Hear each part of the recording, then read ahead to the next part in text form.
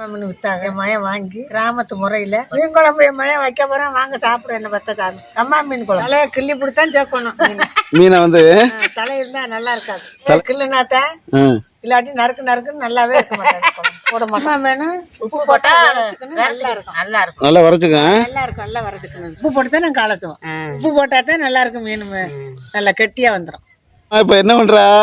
மீன் வளர்த்துறேன் மீன் வளர்த்துறியா ஆமா உட்காந்து அலசுமா உட்கார முடியாது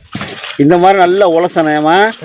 இந்த மாதிரி உலசனை தான் இங்கே பாருங்க வலுவழுப்பு தன்மையெல்லாம் போகும் அந்த பாருங்க கருப்பு கலர்ல பாருங்க வந்துகிட்டு இருக்காருங்க இந்த பாருங்க கருப்பு கலர்ல